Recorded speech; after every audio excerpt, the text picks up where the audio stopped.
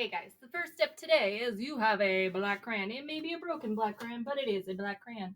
And we are going to fill up our page with lines, okay?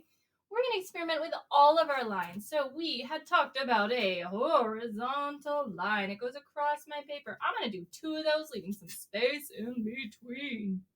We talked about some zigzag lines. And sometimes you have more zigs. Sometimes they're bigger zags. We talked about curved lines. So I'm going to curve my line around and around and around. And maybe this time I'm just curving it like a wave. I'm also going to talk about we talked about some vertical lines. So I'm just going to make some vertical lines down here. Once you have finished making your lines, you're going to add your color, baby. We are going to go ahead and add in our color using watercolor paint. Now, with your watercolor paint, please do not leave your brush in your cup of water. If you do, your water will tip over. I only want it to be, see your thumb right here? See that distance right there? I only want your water to be that full. So if you measure from the bottom of your cup, let me see here, I'll use this one. If you measure from the bottom of your cup, I only want that much of the water full. So look at my line right here. No more than that. It is small. That's how much water I am putting in my cup. Okay. Otherwise, you will have water all over the place. And today we have our computers on our desk, so we need to be very careful. So if I see your paintbrush leaning in your cup of water, we will have a problem. So every time with watercolor paint, we dip the brush in the water.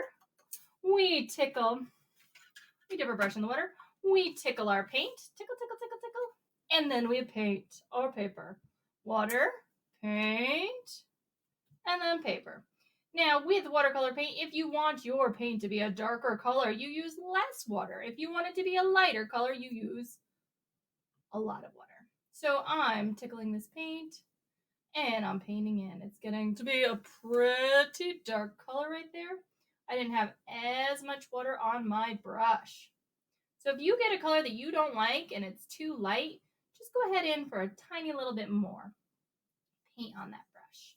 Okay, I'm going in and I'm painting inside my space. So we are going to paint inside these spaces. You can paint them whatever color you want. If you would like to do all hot colors, that's great.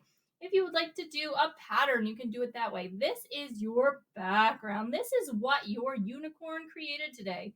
You know, in that story we listened to, it says, never let a unicorn scribble. Well, sometimes unicorns make beautiful things when they scribble.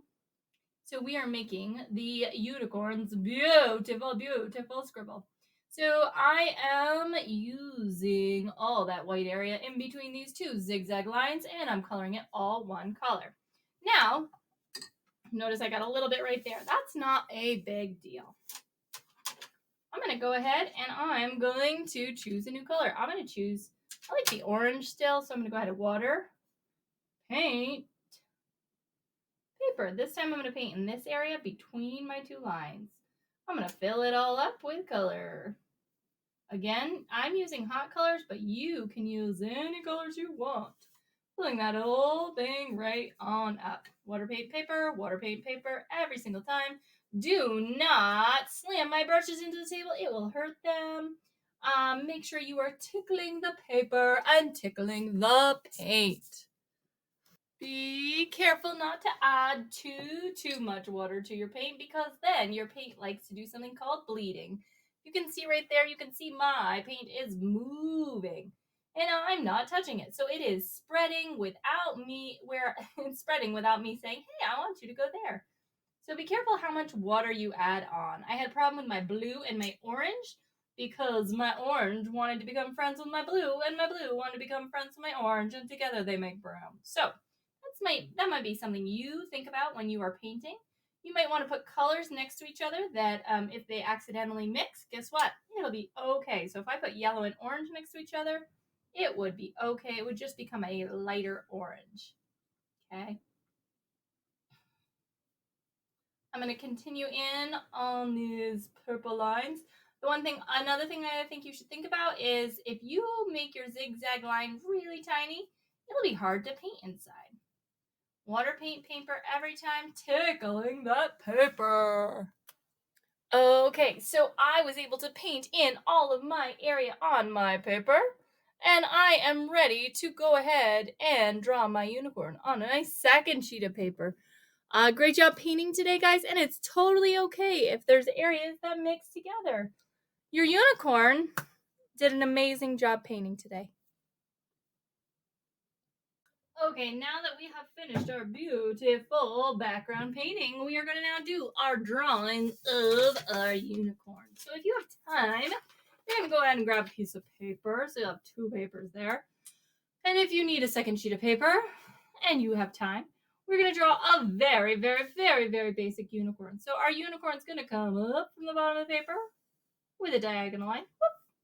And then we are going to curve that line around and curve it up like that. That is the nose. And then there is a curved line that goes like that. And down here is a line that goes like that. Now, my unicorn has its eyes shut. Okay. My unicorn has a nostril right there. Now, it's not much of a unicorn unless it has a horn. So I need to get my horn up there with a diagonal line and a diagonal line. And you can add some diagonals going up your unicorn horn. Now you may want to add some hair. We also need ears. So I have an ear going off over here. I can see inside that ear. And over here there's another ear. And then we have some hair going off the front. Your hair does not need to look like my hair. Everybody's unicorn hair is going to look a little bit different. And because my unicorn is done with Sharpie, I can't go back and change anything, but you can change it however you want.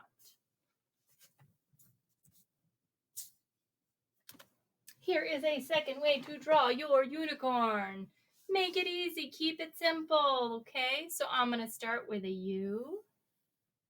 And then up here is where my hair is going to come through. It's going to be 2 curved lines connecting above this one and my ear. And then right over here, this is coming up higher, and I have another ear. I have 2 ears here. Then I'm going to add a second part of my mane right there. Right up top, coming out of the top of my head, is my unicorn horn. If I wanted, I could add a third if I wanted. I'm going to add that stripe. So far, my unicorn is very happy. If you wanted, I'm going to make a little heart in that ear. Another little heart in that ear. It is up to you how you want to make your unicorn. So if you don't like my unicorn, no big deal. Make your own. I'm adding some eyelashes. Okay. Then this guy is smiling. And we need the body. So it's going to go diagonal line out, not too far. At the bottom there is a circle. And there is another circle. Okay, in the middle here we have some legs. And in the middle there's just kind of a straight line that goes up in the middle of the legs.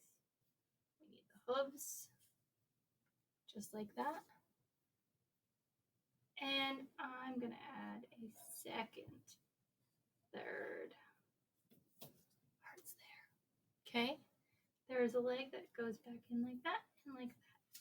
You can add whatever colors you want to your unicorn. If you like that unicorn, great. If you don't, then draw your own unicorn. When you get home, if you have time, you can cut out that unicorn and add it on top. But your paper is going to be too wet today to do that.